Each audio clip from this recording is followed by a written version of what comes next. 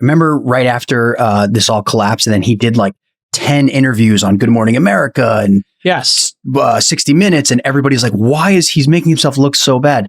I think somebody was... I said that. Oh, was it you? Yeah. That you thought that this is going to be part of his defense argument? This is the defense argument. Like, I'm a lunatic. I have absolutely no judgment, and I won't even listen to my lawyers and shut up. Yeah. I literally said that. I was like, I think that this is part of his, I am deranged. I do impulsive things, and I don't think things through, and I won't even listen to my lawyers. And then when the judge tells me, hey, don't use a computer and don't talk to the press, I'm going to get a VPN. I'm going to use my computer all day long, and I'm going to talk to the press. I mean, not only did he do it before he was indicted, after he was given house arrest, they he was had on to put house him in arrest jail. using a VPN. This kid didn't know where the lines are, or when he realized he had committed all these crimes, he just said, you know what, I'm going to lean into, I'm a lunatic. This Week in Startups is brought to you by House of Macadamias is the next big health trend. Get a free month's supply of macadamia milk with any order at houseofmacadamias.com/twist by using code TWIST20. Roots. Invest in the only real estate investment trust that creates wealth for you and its residents at investwithroots.com/twist. And Embroker's startup insurance program helps startups secure the most important types of insurance at a lower cost and with less hassle. Save up to 20% off of traditional insurance today at Embroker.com/twist. While you're there, get an extra 10% off using offer code TWIST.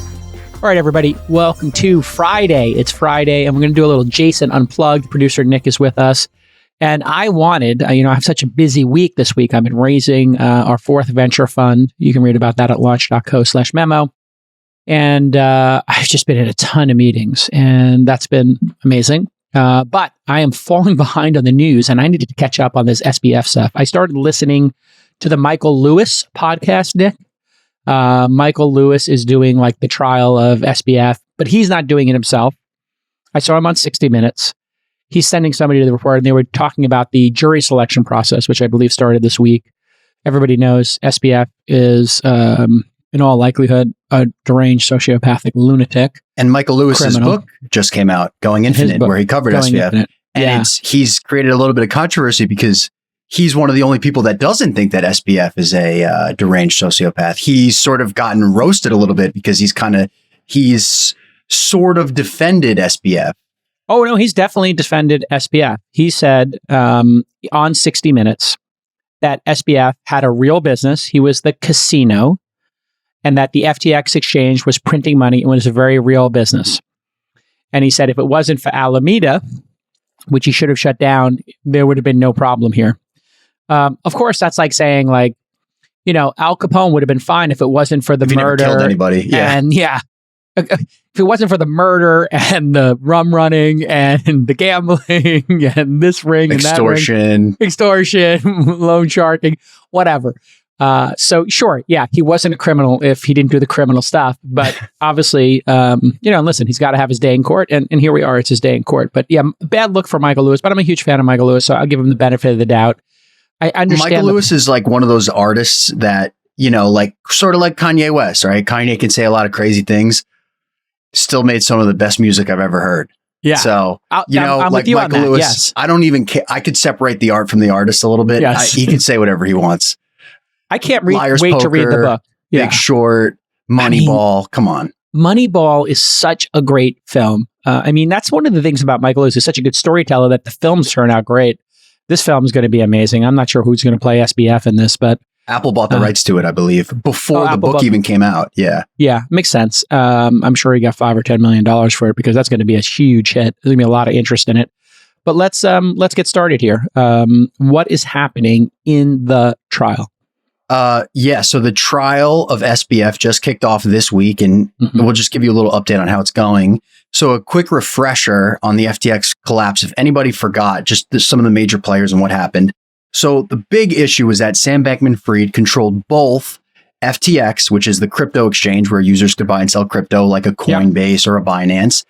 But he also controlled Alameda Research, which was a crypto trading firm that actively was it's almost like a crypto hedge fund. You can think of it as basically. So he owned the casino, and then he had a bunch of And then he had a bunch of players in the casino. Yes. Which is like rule number one of what you don't do. But okay. Yeah. He allegedly told investors that Alameda received no special treatment from FTX. That's actually what one of the investors of FTX testified, one of the Paradigm founders. FTX, now this is where it gets really gnarly and where all of the alleged fraud and crime. I don't know if we have to say alleged because some of his co-founders already admitted to fraud and flipped on him. So I don't know if you have to say alleged there. But yeah, that's it's alleged he did it. And I guess for those folks, they have admitted guilt. So that would be, I think, the proper hygiene as a journalist. He has denied it. His co-founders or his compatriots have admitted it. So we're in process. It would be as if, somebody, the accountant working for Al Capone says, we committed crimes, but Al Capone is still saying he's innocent. Right. Or in the Trump case, like people are starting to flip on Trump. And they said, we committed crimes, but Trump is saying, I'm being railroaded, right? So you got to give people the benefit of the doubt. I believe in that, although it's not looking good here. So FTX had its own native token, which was called FTT. It's like a platform token. So if you wanted to transfer funds from your FTX account into the FTT token just to hold it, and then transfer it back into another crypto, that's sort of what the token was. It was basically buying that token was a bet on FTX's platform. Right. FTT but it was not... Just so we're clear, FTT was not a stable coin. No. It's not Tether, which has its own reputation issues, and it's not USDC. It was not pegged against any dollar. Yeah, okay, great. It was pegged against nothing. FTT was majority owned by Alameda and FTX itself, so only a small percentage of FTT actually was traded publicly. It had a very small float, as we just talked about actually recently with ARM and Instacart. And Klaviyo, they all had a very small float, a small percentage of the company that's actively trading publicly. Yep. And what this did, allegedly, was allow FTX to manipulate the price of FTT, thus increasing its holdings on paper.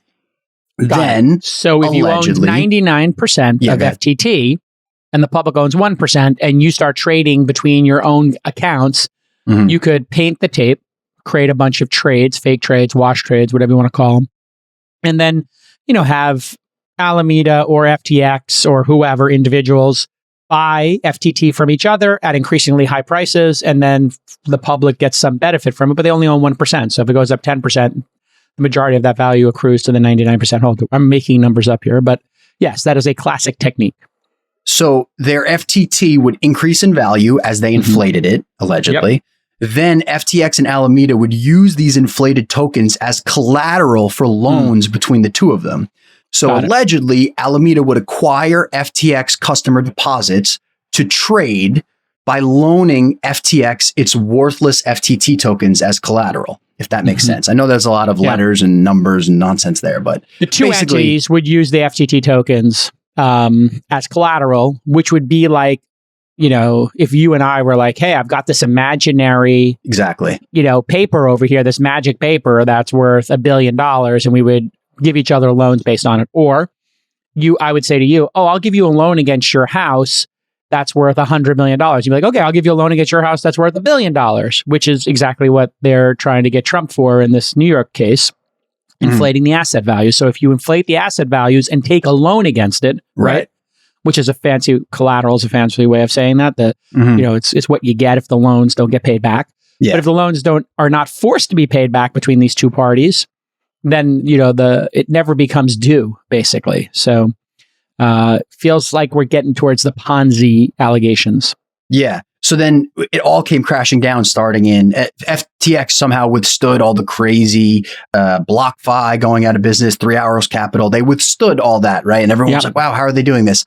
And then finally, in November of 2022, someone at CoinDesk got a leaked basically balance sheet of Alameda, and it saw that a ton of Alameda's holdings were FTT.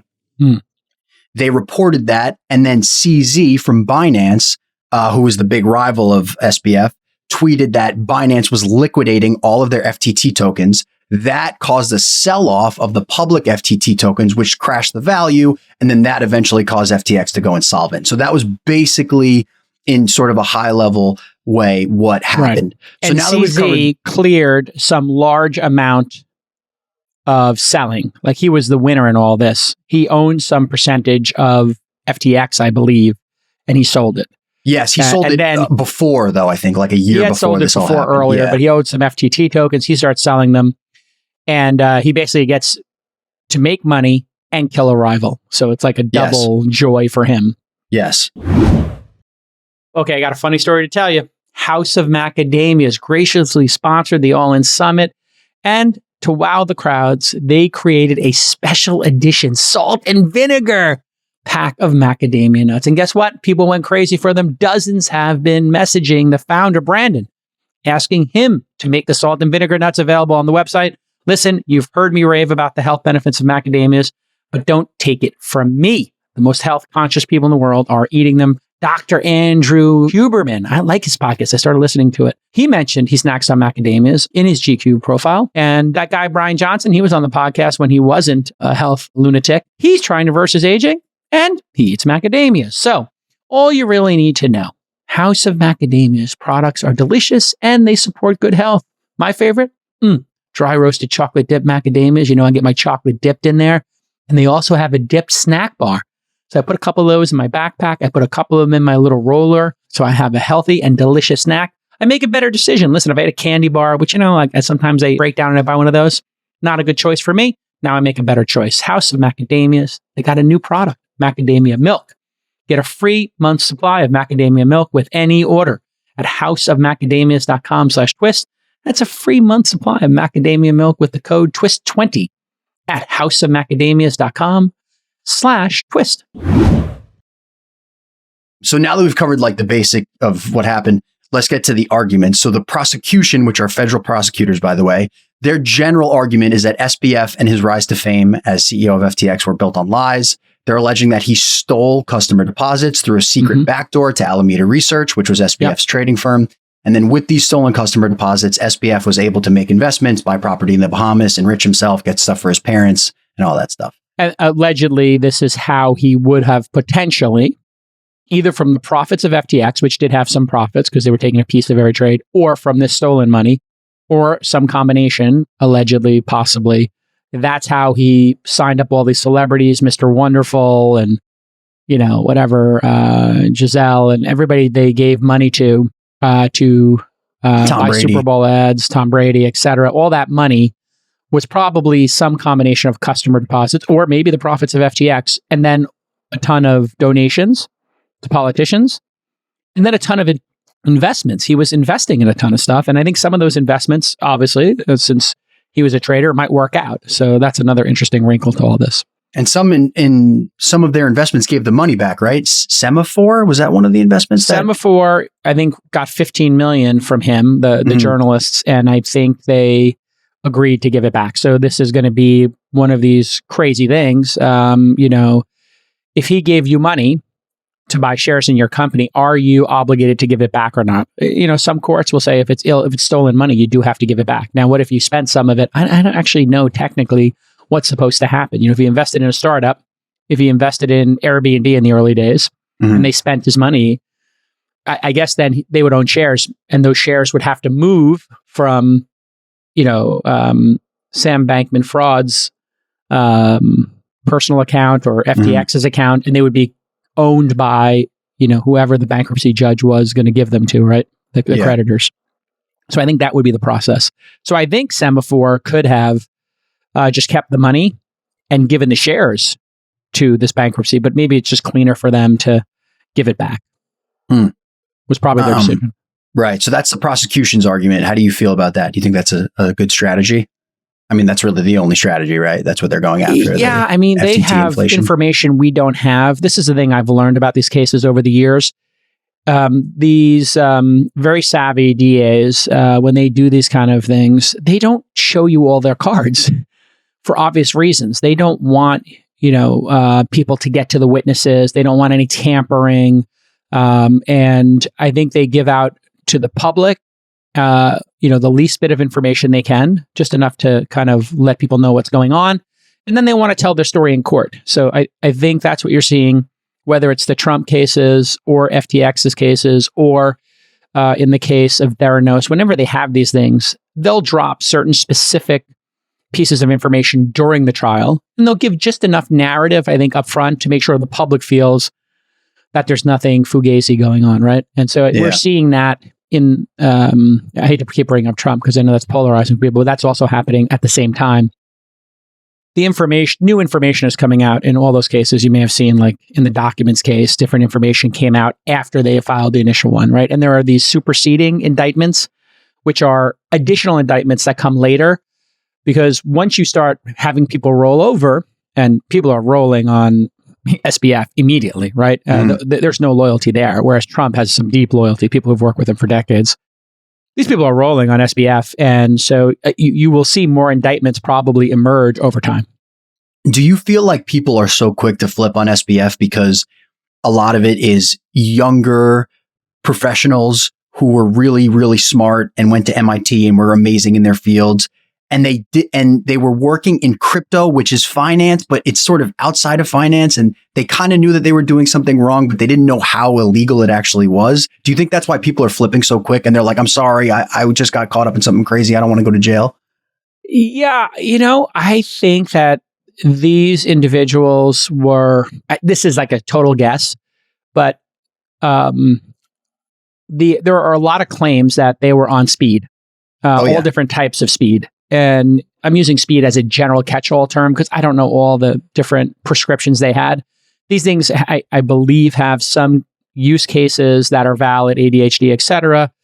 But I think they also have some impulsiveness that can come out of them or poor decision-making. And so that combined with a very smart person and a low moral compass and a weird environment, people can just get crazy. If you saw The Wolf of Wall Street, you can substitute cocaine, the speed of the 80s to the speed that these kids are taking. I think it results in the same thing, which is this feeling of invincibility, and that you're a genius. And hey, listen, if you were buying whatever, Bitcoin or NFTs, you felt invincible because every year your book went up 2-3x. Especially in 2021.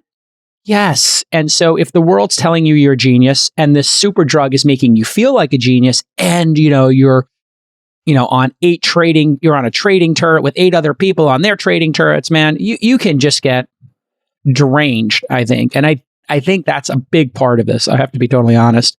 And I think the flipping is they all came down off of the high of this and were like, wow, we were out of control. There were no controls in place. And so for somebody from MIT with parents who teach at Stanford and people who are this smart to claim that they don't understand like basic finance, they don't understand controls, they don't understand CFOs, boards, and all this stuff, they could have very easily understood it. If they were doing all this sophisticated trading, if they were making their own tokens, if they were running a hedge fund and they built an exchange, and they understood how the political infrastructure worked to make donations on both sides of the aisle to protect them. They understood so many different systems. Yeah, to make dark donations, right? Like, yes, come on. These were, really smart kids who knew how to manipulate systems. And so, I don't believe anything they say. I think they were just straight up criminals. And then what happened was they got ahead of themselves. And then when things collapsed, they panicked and they started doing all kinds of unnatural acts to try to keep the fraud up. And that's typically what happens. You watch the Elizabeth Holmes story, it starts with small lies, small exaggerations, then you're covering up. Cover up becomes much worse than the initial crime. That's almost universally what happens. It's like a gambler chasing it. If you've ever had one of your friends like lose at a game and they double the bet in the next game, then they double the bet and they lose 3 games in a row and like, that's not possible. And it's like, okay, flip a coin, 3 times and see if heads comes up 3 times in a row. Like it's completely probable, actually. It's going to happen. I just wonder how much of it was like, since it was crypto, it just felt like almost not real. It felt like pixie dust and that you couldn't do anything wrong with it. Like I remember there were so many people at the end of 2020 when everybody started going crazy, and even like people that I know in my life are like, oh, what do you think about this token? And you're like, what are you doing? And then they're like, wait, we have to pay taxes on this? And you're like, oh. Ooh. So I wonder how much that played into it. Like if this was traditional finance, could this have ever happened? Yeah, there is a thing in technology, I've talked about it before here on the show many times, where people believe if I can technologically figure out how to do something, then it's legal. because I technically figured it out. And so, somebody technically figured out how to build Napster would be like the big example. Yeah. And it's like, I technically figured out how to let people share MP3s, but I'm not sharing them. I just figured out the technology to do it. And it's like, okay, that's a fine reasoning if you want to have it, but no, you still have to follow the law. And this idea that, like these tokens are not securities. Okay, the SEC gets to decide that, not you. Yeah. And so that's why you've seen a lot of people lose their cases. And, like wash trading and, the front running of markets, which happened at Coinbase and at the NFT OpenSea. Mm-hmm. Both of those places didn't have tight enough controls in place, apparently. Not allegedly. I think it's pretty clear they didn't have the tight enough controls, and people front run the market or did wash trading on those sites. So, I do think, people can get caught flat-footed. In the case of Coinbase and OpenSea, it might have been getting caught flat-footed, and they just didn't respond fast enough or build the stuff quick enough, or they just had a bad actor. The funny thing about those two is on the Coinbase side, it was someone working there who was telling his brother, I believe, what coins were going to be listed soon so that he could buy them off exchange and then they could sell them and profit. On OpenSea, it was their, I think, head of product, Nate Chastain was the guy's name. I think he got a couple months in jail just a couple weeks ago. I remember it was on the ticker.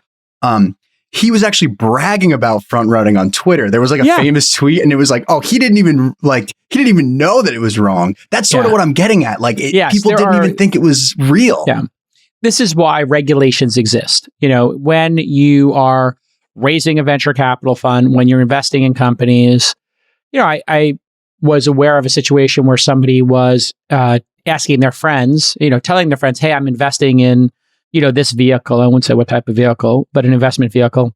And, I just had to tell the person, listen, I know you don't think that you're a promoter here, but you are acting as an agent because you're going to your friends with an opportunity. And then you're telling them you're investing and how much you think you're going to make and how great this is. Like, you just got to be a little bit careful because you might be acting as an unregistered agent. They're like, what's that? It's like, okay. Just type in unregistered agent. And, there's been many instances of this. People try to do something creative in venture capital. You got to be very careful. Syndicates were one where, AngelList and Naval did a really buttoned up job explaining every step of the way how SPVs work. And we had to get a little lesson in them and how they don't work and how you have to be careful because people's money is at stake. And I think that, my understanding of with all the SPVs that have occurred on AngelList, there was one instance of somebody who was upset. And, they had made like a 10K investment and they lost their money in it or whatever. And they wanted their money back and they just created a huge stink and wrote some legal letters. And obviously they didn't win, but, it was like one out of tens of thousands of people in the history of AngelList. And it was because they were so buttoned up, and they put investing in startups is high risk. Only invest what you can afford to lose. Majority of startups fail. And I to this day, in my deal memos, I put the majority of startups fail. Only invest what you can afford to lose. These are high risk investments. Not that you really need to say that, but why not say it an extra 2 or 3 times? Hey, everybody. Today, I'm joined by Roots CEO, Dan Dorfman. Dan, welcome to the show. Thanks for having me, Jason. Tell everybody here in the audience, what is Roots and what makes it different than the other real estate investing platforms? I'm a complete neophyte. Roots is a REIT with a little twist. Sorry, I had to do it. We are the first real estate portfolio that we know of that builds wealth for both our investors and our residents. And we've created a unique win-win model that creates partners and not tenants. How does the resident get their equity? Do they put in $100 just like I might as an investor, or is it blended into their rent? What we do is we do not take security deposits at Roots. Instead, our residents fund a Roots wealth building account and invest in the REIT. And so from day one, when they move into one of our homes, they're actually an investor, just like me or you would be an investor. The second step of our program is what we call living it like you own it. And so if they pay rent on time for 3 months in a row, and then they be a good neighbor, so like no noise complaints. And then the last thing we want them to do is a quick walkthrough video of the inside and outside of their unit. We're actually going to give them a rebate of rent of usually around $150 into their investment account. So just for being a great partner with us, they're going to make $600 extra on top of the growth of the fund for helping us take care of the asset. Head to investwithroots.com/twist to sign up and start investing today. That's investwithroots, no spaces, no dashes, .com/twist to sign up today. All right, you want to get onto the defense argument? Yeah, sure. I know it's tough. Defense argument is tough when you already have like 4 people that have flipped, right? It's like crazy. Yeah. Odds are stacked against them. So the defense is conceding that many facts that the government stated were true. So they're already saying that, like a lot of this is true, including that FTX customers deposited funds in accounts that Alameda Research controlled.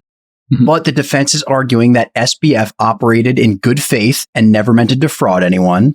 Oh, okay. They're saying that FTX was a startup and they were figuring things out along the way. Okay. And it was growing and things were crazy. I'm paraphrasing here. And they claimed that Alameda was not an ordinary customer on the exchange, but a market maker that was really important to generate supply and demand in the early days of FTX. So that's why that relationship was important early on. Okay. And the defense also is placing some blame on Caroline Ellison, who is SBF's girlfriend, who is the CEO of Alameda. She was the like head trader at Alameda. She's also going to testify at some point, I think. She also pleaded guilty and flipped on SBF. And they're blaming her for failing to properly hedge Alameda's exposure after SBF had asked her to, which they are claiming led to the collapse in the first place. Got it. Do you think that is a good defense? I mean, it's finger pointing. And if they've cut a deal with her, which it appears they have, I don't know if they've been public about that or not, if she has officially cut a deal, but, it does seem like it takes 2 to tango and that they were both involved in this. And then there was a backdoor that somebody wrote.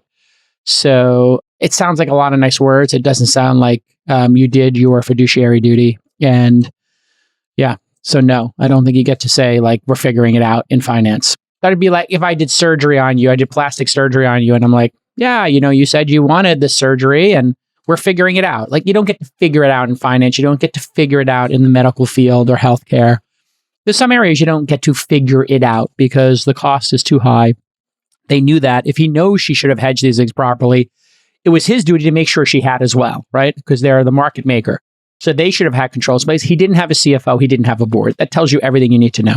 Mm-hmm. And supposedly he talked about not having a CFO and was like, what is a CFO? He was like questioning like the existence and nature of CFOs. Like they thumb their nose at regulation, it seems, at every step of the way. And I think my gut tells me they did that because they knew that they would not pass any kind of formal audits, et cetera. And and then the venture community failed to put the controls in place. So, the penalty the venture community gets is losing their money. And because they're part of the equity stack, they're going to lose probably all of it or most of it. And, the people with the deposits will get their money out first, of course, and they get a reputation hit. And so this has made everybody, I can tell you in venture, especially as late stage investors, they are no longer doing this like founder friendly to the point of absurdity. Like we have to invest now because the deal's going to close and a train's leaving the station. I always said, if the train's leaving the station, we'll meet you at the next stop, like we don't need to chase the train down the tracks. Train will come back. There'll be another train. We'll get on the next train. It's absurd to be like, I'm going to just do something dangerous, like jump on the side of the train just because it's leaving the station. Like you don't do that on the investor side. Can you sort of bring people to, because I don't think a lot of people really understand this, what it was like at the end of 2020 and throughout 2021 and how investors looked at Sam Bankman-Fried, and was he looked at as like this, next Steve Jobs kind of figure? You were at a couple of events with him. You saw him walking around, right? You saw him interaction. You interviewed him, then got squashed or something. Well, a friend of mine, was a small investor, and FTX was considered by most as the most legit of all of the exchanges. Even more so than Coinbase, right? I think it was considered on the same level as Coinbase. So those were considered like, these are the 2 legit ones. This kid's parents are Stanford professors. Right. He dropped out of MIT. This is what we call broadly signaling in the industry. And then, these politicians, he's meeting with them. He's got pictures of himself, meeting with these folks. He's flying to Washington. He's trying to do it right. He's trying to create a framework. He's in lockstep with these politicians. So checkbox, checkbox, checkbox. And then his eccentric weirdness also is kind of a checkbox, right? Okay, he's a little weird. Yeah, he maybe he's on the spectrum because he shakes constantly. Maybe that's speed. I don't know. All of that put together. A lot of the really good ones are weird.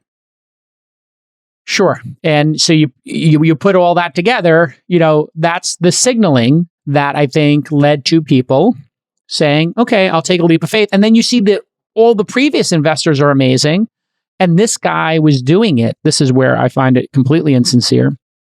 He was buying this influence, whether it was celebrity influence or making investments in companies. He very famously tried to get himself inserted into the Twitter, takeover by Elon. Yeah. And, he was making all these claims and, Elon obviously saw right through it and was like, this kid, I think he's been very public. They had a famous meeting, right? Where Elon was just like, I just don't want to talk to this person again. Yeah. Literally, this crypto stuff is nonsense. You cannot build a database on the blockchain that's going to serve up, 1 billion tweets, every X number of hours. Mm-hmm. And so, Elon's got actual engineering signaling and there's different types of signaling. My signaling, is can this person build a great product? That's what I always look at. And they understand their customers. And so, I would have discounted everything but the product and the actual performance. And I would have had my people in there looking at the actual performance, asking about, and I also think governance is super important and people's approach to governance, Nick, is super important. So when somebody says, I don't want to have a board, I'm like, that's interesting. Why? And it's too early. I was told it was too early. We want to stay focused on the product. I'm like, oh, okay. Have you built a $1 billion company before? No, it's first time. If I could have 3 people meet with you every 90 days who have built $1 billion companies in finance, would you have lunch with them for 2 hours? And they'll say, yeah, of course. I'm like, okay, that's a board. So why don't we set that up? And if I frame it to you as you get to have lunch with 3 people who have been involved in building a $1 billion business in your vertical before you, and you don't want to have lunch with them for 2 hours every 3 months, 4 times a year, that's a gift. Who wouldn't take that deal? And why wouldn't you take that deal? And why do you need control or controlling shares of your company? Why don't you want to have investors keeping you accountable? If you want their money and you don't want to be accountable to them, that's just major red flags, red flags all over the place. So I would have sniffed this out immediately. And that's why I didn't do any crypto investments, because when I ask questions like the ones I'm asking now or how I frame things, none of them passed the sniff test. No product, no customers, no governance, and then all kinds of shady, weird stuff. Yeah, I would say you were a very product and customer focused investor. And there was very little, a lot of times from what I remember you saying, you would meet with these companies and you'd be like, so who's the end customer? And they'd be like, you. Yeah. And you'd be like, an investor? Yeah. And they'd be like, yes. Buy the token. Like, what? Yeah, don't make any sense. Yeah. I think we had maybe 400 companies in the history of my investing. Maybe less than 10 of them had any kind of crypto angle to them. And I'd say if I pick a number 8, 6 or 7 of them added the crypto during that phase. And 1 or 2 of them we invested in knowing they were crypto. Mm-hmm. And so it's really that simple. And those were founders I had known previously. And I thought, let me make 2 small bets on founders I know who have done great things before. And in both cases, I think one didn't work out and one is still in play. Yeah. So we'll see. And that one has pivoted away from crypto. So there you have it, folks. All right, listen, we work with startups and they are all over the map. Most of them very early stage, pre-seed, seed, going on to their Series A. But some of our investments have gone on to raise those late stage funding rounds. They've gotten acquired. Hey, and a number of them have gone public. And there is one thing that unites them all. They need to have their business insurance tight if they want to succeed. This is obvious. A lot of founders ignore it and they ignore it at their peril. If it's not tight, it's not right. And we need tight and right. And we send them to Embroker. Embroker is business insurance built specifically for startups. Their single application helps startups get 4 quotes for 4 lines of coverage in just 15 minutes. Embroker.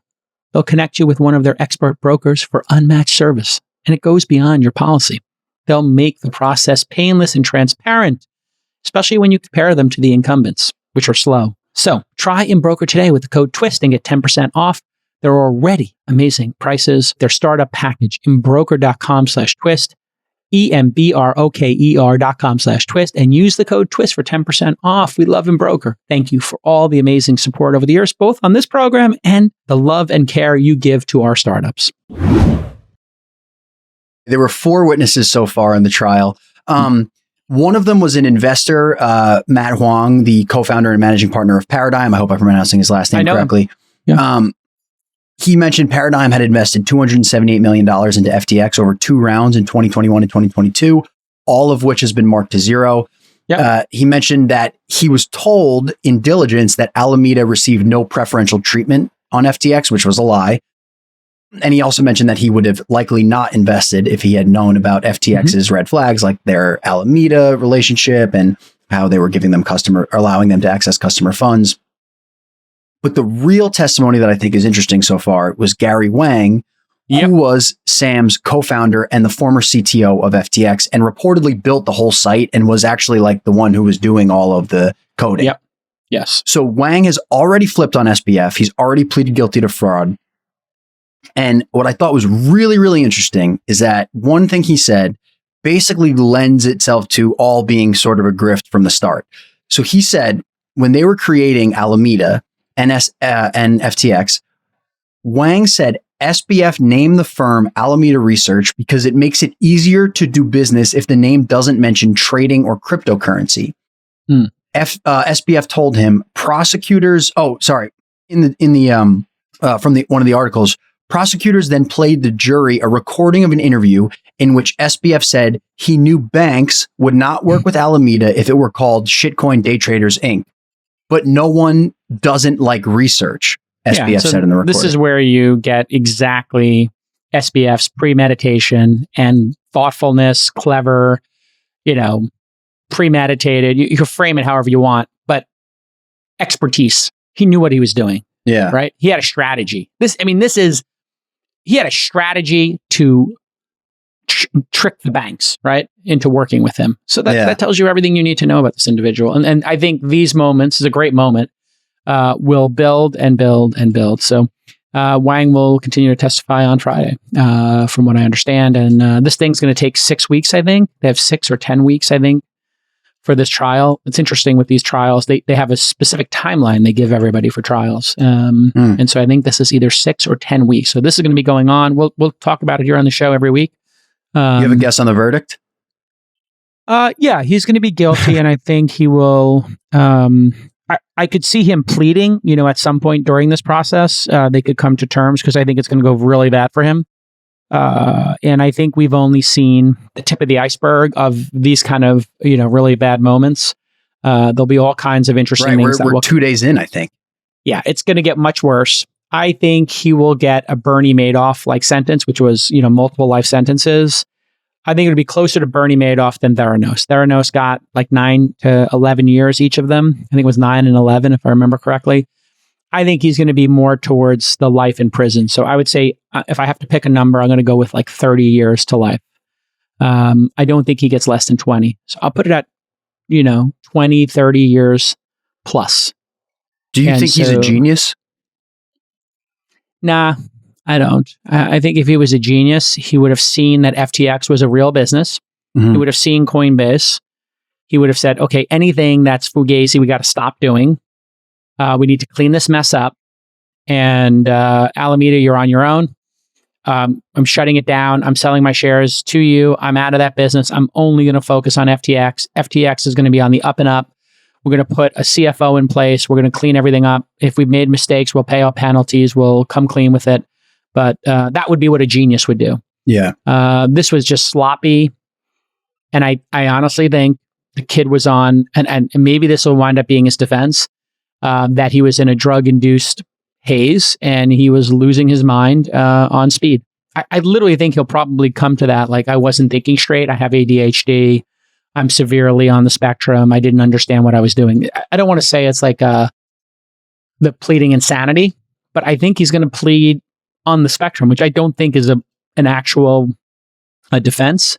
But I think that's where this all winds up, is that he was not thinking straight. He'd made super crazy risks because he was under the influence of, really serious narcotics. I saw people speculating that, remember right after this all collapsed, and then he did like 10 interviews on Good Morning America and yes, 60 Minutes, and everybody's like, why is he's making himself look so bad?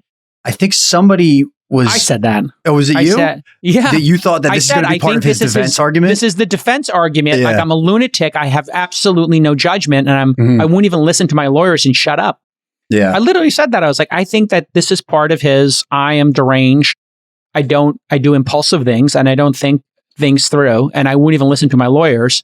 And then when the judge tells me, hey, don't use a computer and don't talk to the press, I'm going to get a VPN. I'm going to use my computer all day long, and I'm going to talk to the press. I mean, not only did he do it before he was indicted, after he was given house arrest, they he was had on to put house him in arrest jail. using a VPN. Yeah. Using a VPN. You want to know who's a genius?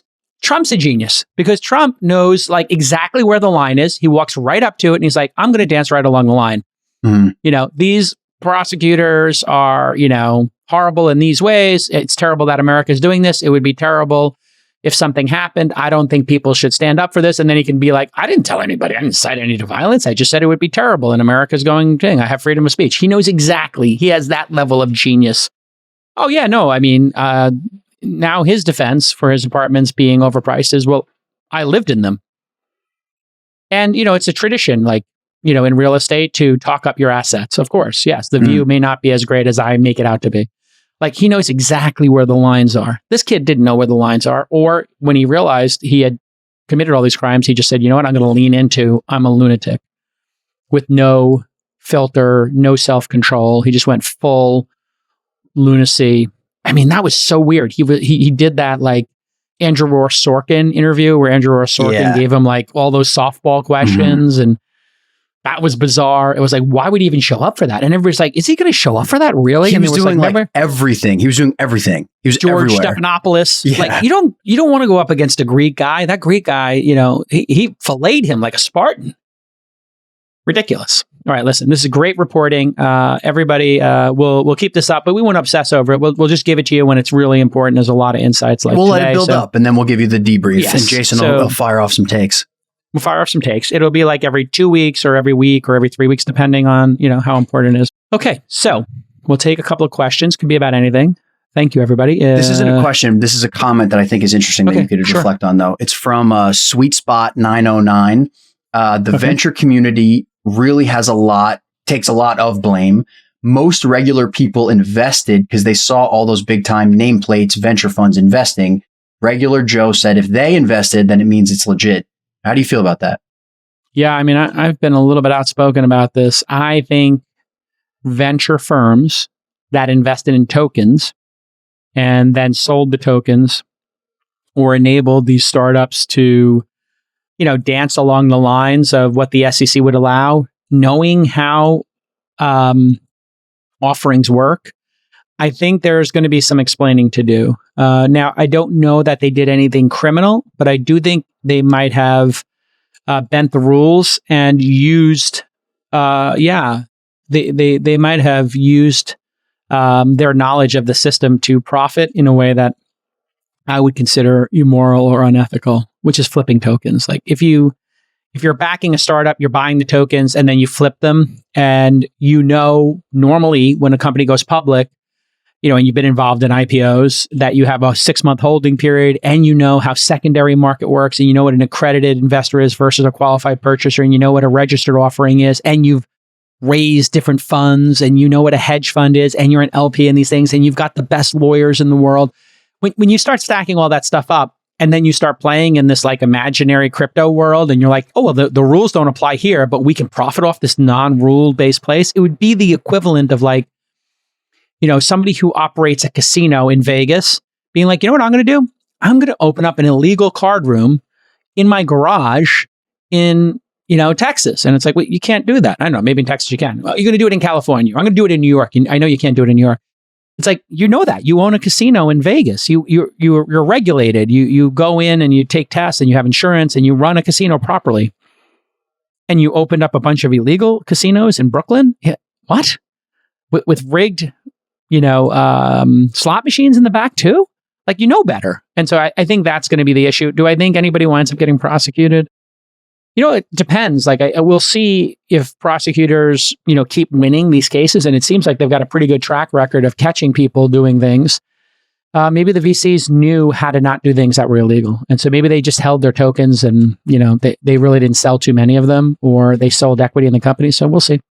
But VCs could have shown better leadership here, I think. Yeah, I think some VCs kind of just drank the Kool-Aid and was like, yeah, let's do what Airbnb did or Uber. Let's reinterpret the rules around ride sharing and renting a room.